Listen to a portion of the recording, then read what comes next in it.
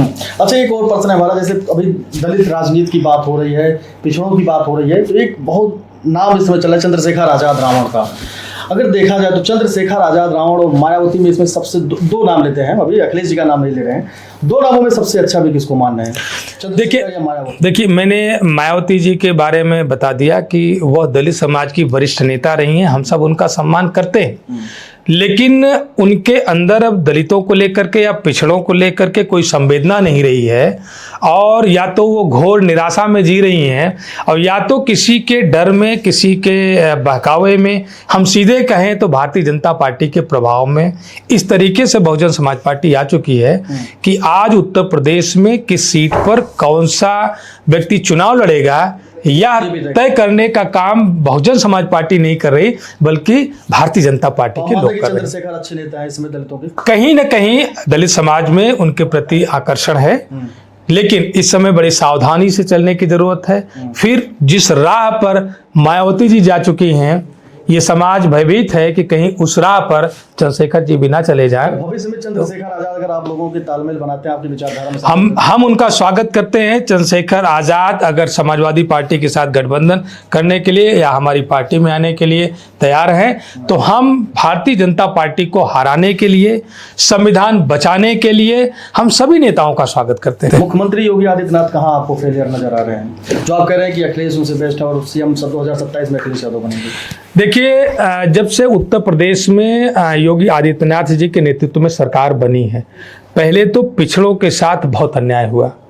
आज तक उत्तर प्रदेश में एक भी ऐसी भर्ती नहीं हुई है जहां पर आरक्षण अधिनियम के अंतर्गत सुसंगत प्रावधान के अनुसार भर्तियां की गई हो। मैं आपको नज़र दे देता हूं, सिपाही की भर्ती, दरोगा की भर्ती, विश्वविद्यालयों में असिस्टेंट प्रोफेसरों की भर्ती, कृषि विश्वविद्यालयों में असिस्टेंट प्रोफेसरों की भर्ती हो, या प्रधानाचार्यों की भर्ती हो, या शिक्षा मित्रों की भर्ती हो, कहीं पर भी जो आरक्षण अधिनियम 1994 जो ये कहता है, उसकी धारा 1 की उपधारा 3 ये कहती है कि पिछड़े वर्ग के लोगों को 27% का आरक्षण मिलना चाहिए, अनुसूचित वर्ग के लोगों को 21 और 2% अनुसूचित जनजाति के लोगों को आरक्षण मिलना चाहिए। वहीं आरक्षण अधिनियम 1994 की धारा 1 की उपधारा 6 यह कहती है कि चाहे वो पिछड़े वर्ग का अभ्यर्थी हो या अनुसूचित वर्ग का अभ्यर्थी हो, अगर वह प्रतियोगी परीक्षा में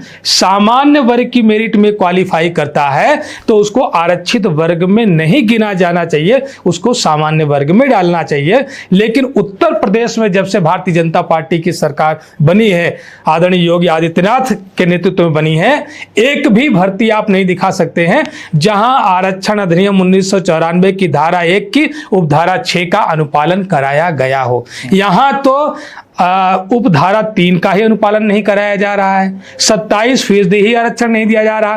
प्रधानाचार्यों में 13% का आरक्षण पिछड़े वर्ग के लोगों को मिला है, 11% का आरक्षण अनुसूचित वर्ग के लोगों को मिला है।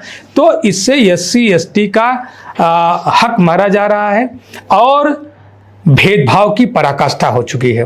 अगर कोई सरकार की नीतियों का विरोध करता है तो उसकी आवाज को दबाने के लिए उस पर फर्जी मुकदमे लगाए जाते हैं। अगर मैं भ्रष्टाचार का विरोध कर रहा हूं, मैंने एक इंजीनियरिंग कॉलेज में भ्रष्टाचार की कई बार शिकायत करी, शिकायत करने पर प्रभाव में आकर के झूठी आख्या बना करके जांच करके ऑल इज वेल दे दिया जाता है। तो मैं एक दिन निरीक्षण करने चला गया मीडिया के साथियों के साथ और विभाग के लोगों के साथ, दीवार पर हाथ रखते ही देखते ही दीवार भरभरा के गिर जाती है और सब कहते हैं ऑल इज वेल, और उस पर भी मुझे डराने के लिए, धमकाने के लिए मेरे ऊपर एक मुकदमा दर्ज करा दिया जाता है। तो इस तरीके से अनेकों मुकदमे कराए गए, इसलिए कराए गए कि जबान बंद करके रखो। लेकिन हम सब लोग इस देश के नागरिक हैं और एक विचारधारा के साथ राजनीति करते हैं। हम लोग डरने वाले नहीं हैं, हम लोग भारत के संविधान में विश्वास करने वाले लोग हैं। आप कानून का दुरुपयोग करके कभी हमारी जबान नहीं बंद करा सकते। पोटा एक्ट की बात आती है, अखिलेश यादव ने राजा भैया के ऊपर सवाल निशान खड़ा किया कि मायावती का जो उन्होंने पोटा लगाया था, हमारे पिताजी ने, मुलायम सिंह यादव ने उसको खत्म किया तो वो जेल से बाहर आए। क्या लगता है कि राजा भैया के ऊपर इस बार आप लोग मुखर होकर बोलेंगे चुनाव में, 27 चुनाव में? देखिए पड़ेगी प्रतापगढ़ की देखिए जनसत्ता दल एक अलग राजनीतिक पार्टी है, समाजवादी पार्टी एक अलग राजनीतिक पार्टी है। वर्तमान में जनसत्ता दल और समाजवादी पार्टी का कोई गठबंधन नहीं है, ना वैचारिक तालमेल है। पारिस्थितिक समर्थन जैसा तथाकथित कहा जाता है, जनसत्ता दल के द्वारा 2024 के चुनाव में समाजवादी पार्टी के प्रत्याशियों को दिया गया। अगर कोई युद्ध के समय में या चुनाव के समय में समर्थन देने के लिए आता है तो उसका स्वागत किया जाता है, लेकिन समाजवादी पार्टी की विचारधारा और जनसत्ता दल की विचारधारा में जमीन आसमान का अंतर है, इसलिए कोई तालमेल नहीं है, कोई समझौता नहीं है। करणी सेना को लेकर 2 शब्दों में बताइए क्या सोचते हैं, क्योंकि आपका एक बयान बहुत वायरल हुआ था, गाँव में घुस जाएंगे। देखिए करणी सेना के बारे में आपसे तो यही कहना चाहूंगा कि हम सब लोग संविधान को मानने वाले लोग हैं। इस देश में 3 ही सेना को मैं मानता हूं, थल सेना, जल सेना और वायु सेना। बाकी किसी सेना को भारत का संविधान ऐसे अवैध असलहों को ले करके निकलने, चलने और प्रदर्शन करने की अनुमति नहीं देता है। भारत का संविधान अगर असलहों के प्रदर्शन करने की अनुमति देता है तो केवल थल सेना, जल सेना, वायु सेना को देता है। और उस करणी सेना के नाम पर जो तांडव किया गया, दलित बिरादरी के समाजवादी पार्टी के एक वरिष्ठ नेता सांसद आदरणीय रामजीलाल सुमन के घर पर जिस तरीके से हमला किया गया, जानलेवा हमला किया गया, उनको डराने के लिए तलवारों के साथ और बंदूकों के साथ प्रदर्शन किया गया। इसके अलावा भी उनका मन नहीं भरा तो हाईवे पर पूरे काफिले को रोक करके जानलेवा हमले करने का काम किया गया। तो यह रामजीलाल सुमन को चुनौती नहीं है, यह डॉक्टर आर के वर्मा के लिए चुनौती का विषय नहीं है, यह चुनौती का विषय बनता है योगी आदित्यनाथ जी की सरकार को चुनौती का विषय बनता है। यह भारत के संविधान के लिए चुनौती का विषय बनता है कि कौन भारत के संविधान को मानता है और कौन नहीं मानता है। क्या सरकार के संज्ञान में नहीं है? अगर सरकार के संज्ञान में नहीं है तो क्यों, और अगर है तो ऐसे लोग जेल की सलाखों के भीतर क्यों नहीं गए, उनके घरों पर बुलडोजर क्यों नहीं चला? जो किसी एक सांसद के घर पर जाकर के जानलेवा हमला करें, हाईवे पर रोक करके जानलेवा हमला करें, उनके घरों पर बुलडोजर क्यों नहीं चला? क्या उनको मनोबल को बढ़ाने का काम सरकार नहीं कर रही? इसीलिए मैंने उस दिन बयान दिया था कि जो तोप तलवार लेकर के लोग चले हैं, ये तलवारें उनके गांव में घुस जाएंगी। ये बात मैंने कहा था, इसलिए कि देखिए गांव में जहां से व्यक्ति निकला है, अगर एक पक्ष किसी पर जानलेवा हमला करने के लिए अगर निकला है तो दूसरा पक्ष क्या करेगा? दूसरा पक्ष क्या करेगा? जब वो हमलावर होगा तो जहां से आए हैं वहीं तो जाएंगे, वहीं तो जाएंगे ना।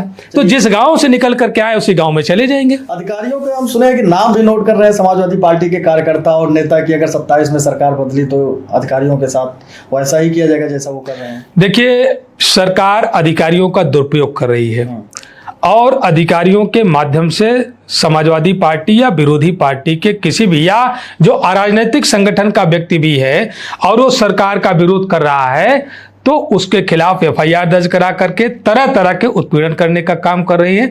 तो निश्चित रूप से हम सब लोग भी इस बात पर अडिग हैं कि जब हमारी सरकार बनेगी तो हम सब लोग हिसाब किताब पूरा करेंगे, पूरा करेंगे। अच्छा, एक और आरोप लगता है मुख्यमंत्री योगी आदित्यनाथ के ऊपर, आपके ही मुखिया लगाते हैं अखिलेश यादव, ठाकुरवाद। क्या लगता है ठाकुरवाद? देखिए कई बार पूछा गया, अगर ये बात सही नहीं है तो इसका जवाब क्यों नहीं आता कि उत्तर प्रदेश में कितने जिलाधिकारी, कितने SP, कितने SSP, कितने कमिश्नर, कितने थाना प्रभारी किस किस जाति के हैं? अगर बार बार इस बात को देखा जा रहा है, प्रमाण दिया जा रहा है कि आधे में केवल एक जाति विशेष के लोग हैं और आधे में सभी बिरादरी के लोग हैं, तो ये भेदभाव क्यों? ये सम्मोहन क्यों? एक बिरादरी दूसरी बिरादरी पर भरोसा क्यों नहीं आपका? तो आपके ऊपर भी तो आरोप लगते थे कि मुसलमान हो जाते। मेरे जो समाजवादी पार्टी पर जो आरोप लगा था, उत्तर प्रदेश की विधानसभा में आदरणीय अखिलेश यादव जी ने इस बात को कहा श्वेत पत्र जारी करिए और आदरणीय मुख्यमंत्री जी ने भरे सदन में कहा था कि 46 में 56 SDM यादव थे। और मैं दावे के साथ कहता हूं कि 100% झूठी बात है। अगर उस वर्ष का 2012-13 या 13-14 का भी आंकड़ा ले लेंगे तो यादव से ज्यादा SDM कुर्मी हुए थे। आप जातिवार आंकड़ा ले लीजिए, आप आयोग से उनकी जाति सर्टिफिकेट के आधार पर आपको डेटा मिल जाएगा, वो ले लीजिए। और 46 में 56 SDM, पद कितने थे? लोक सेवा आयोग की उस भर्ती में एसडीएम के पद कितने थे? और 46 में 56 एसडीएम अगर थे तो उत्तर प्रदेश की विधानसभा में आदरणीय योगी आदित्यनाथ जी ने श्वेत पत्र क्यों नहीं जारी किया? विधानसभा के पटल पर क्यों नहीं रखवाया कि ये फला फला व्यक्ति एसडीएम पर चयनित हुए थे, ये फला जाति के हैं? क्यों आज तक उसका उत्तर क्यों नहीं आया? क्या उत्तर प्रदेश का एक गौरवशाली सदन जो लोकतंत्र का सबसे बड़ा मंदिर है, क्या वहां भी झूठ बोला जाएगा? क्या वहां पर भी असत्य बात करी जाएगी? तो ये सवाल बनता है। अच्छा, ये जो सीज फायर अभी जो वर्तमान में चल रहा है, जिस देश की जो स्थिति परिस्थिति है, सीज फायर हुई, अमेरिका के कहने पर मध्यस्थता हुई, और लोग कह रहे हैं नाराजगी है लोगों को लेकर, लोगों के मन में ये बात कही जा रही है कि जब भारत बहुत बना लिया था बॉर्डर पे और पाकिस्तान घुटने टेकने पर मजबूर होने लगा तो फिर सीज फायर क्यों? आप कितना इससे देखिए बार बार देश की आंखों में आंसू आता है जब देश का आम नागरिक या देश की रक्षा का सिपाही जब अपनी शहादत देता है आतंकवादियों की घटनाओं में, तो देश की आंखों में आंसू आता है। हमने पुलवामा में आंसू बहाए, उसका कुछ नहीं हुआ। देश पूछता रहा कि देश की सरहद पर तैनात वो कौन से अधिकारी जिम्मेदार रहे हैं जिनकी वजह से 300 किलोग्राम आरडीएक्स हमारी सरहद के भीतर 300 किलोमीटर दौड़ता रहा और किसी को पता नहीं उसके लिए जिम्मेदार कौन रहा। सरकार ने इतना वक्त बीत गया, उस पर वोट भी मांग लिए, लेकिन उसका नाम उजागर क्यों नहीं हुआ? और ऐसे में आतंकवादी गतिविधियों को बल मिलता है, आतंकवादियों को बल मिलता है, जिसका परिणाम पहलगाम की घटना हुई। सबकी आंखों में आंसू था कि हमारा आम नागरिक पर्यटक जो वहां पर गया था उसकी मौत हुई, उसकी हत्या की गई। और इसी बात को लेकर के पूरा देश एक साथ खड़ा था, चाहे वो जिस जाति का हो, चाहे जिस मजहब का हो, चाहे जिस राजनीतिक पार्टी का हो, लेकिन इस बात पर खड़ा था कि हमारे देश के नागरिकों ने जो शहादत दी है उसका बदला चुकाना है। और देश से उम्मीद कर रहा था कि हम पीओके पर अपना झंडा गाड़ करके, अवसर है हमारे पास, हम बदला लेंगे। लेकिन जिस तरीके से रक्षा विभाग की तैयारियां थी, उम्दा तैयारियां थी, हम अपने भारत की सेना का अभिनंदन करते हैं, उनके शौर्य और पराक्रम को सलाम करते हैं।